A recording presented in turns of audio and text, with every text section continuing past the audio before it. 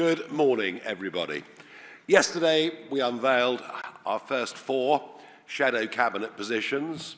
There are some in the press who say, well, how on earth can you call yourselves the opposition as the Conservative Party have more members of Parliament than you do? Well, that's true, although our numbers do seem to be growing over the last couple of weeks. But I would say this, we have led for the last 200 opinion polls. Our average lead is between 9 and 10%.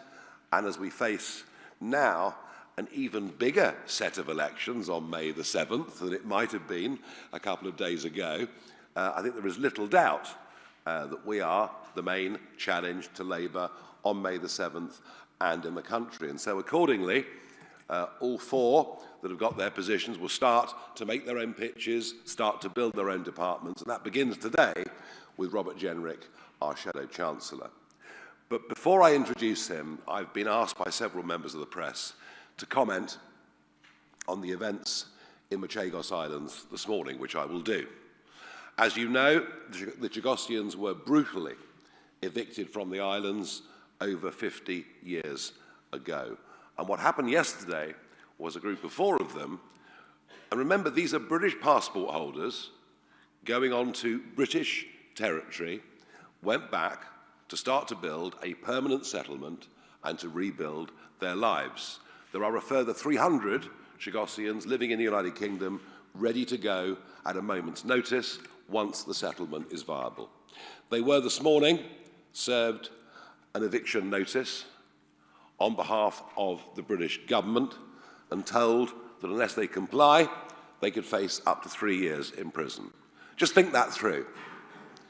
You can cross the English Channel in a dinghy, dispose of your passport and iPhone at the 12-mile line, and we will put you up in a hotel, give you 3 meals a day, dental care and medical care. And your chances ever of being evicted are less than 2%.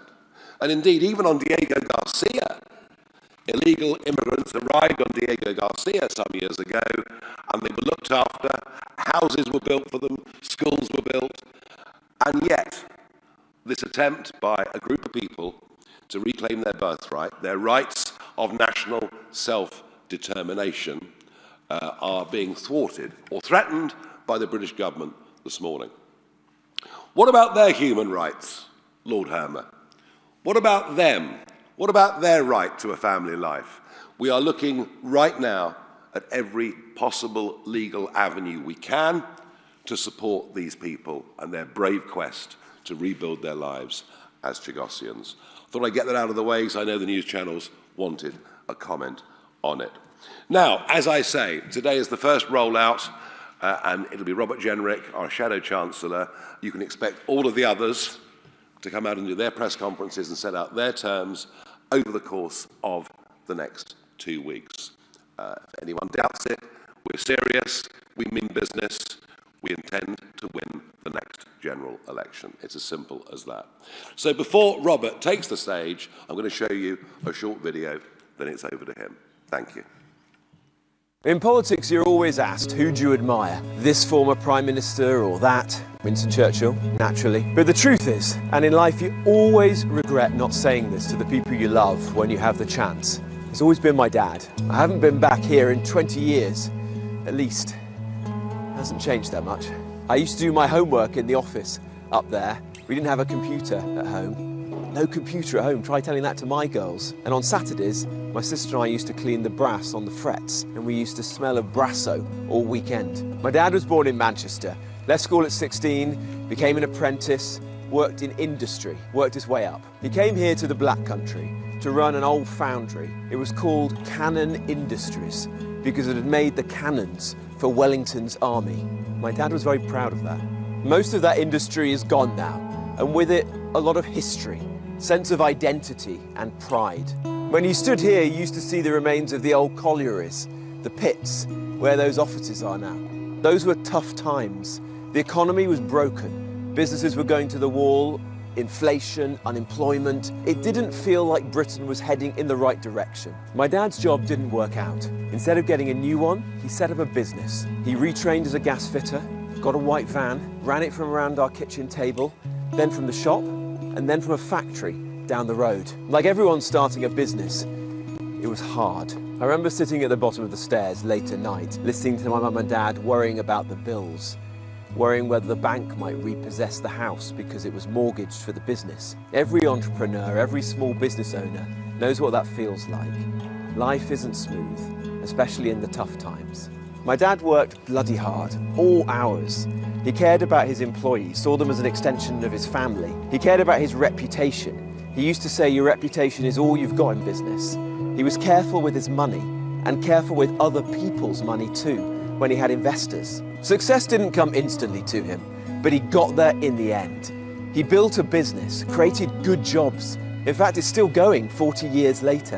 And just shy of his 85th birthday, he was still going into the office at his desk at 9 a.m. in the morning. I'm in politics for people like him and the people who worked with him. What Reform call alarm clock Britain. The people who get up early, put the hours in, do the right thing. There's no shortcuts to turning things around, but I know it can be done. We have in the past, we can do it again. We can bring bills down. We can bring back good jobs. It's going to require strong leadership, determination, a government that actually takes care with your money and savings, a government that believes in this country and its people. Britain's economy is broken, but it can be fixed. Britain needs reform.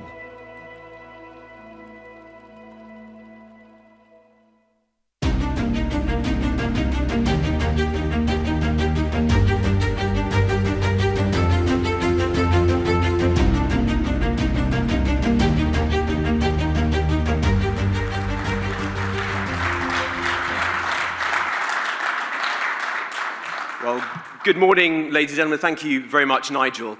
It's very good to be here. Now, look, I read in the papers this morning a commentator saying that they thought that I'd been appointed Reform's shadow chancellor because I had experience sat around the cabinet table. And of course, there's truth in that.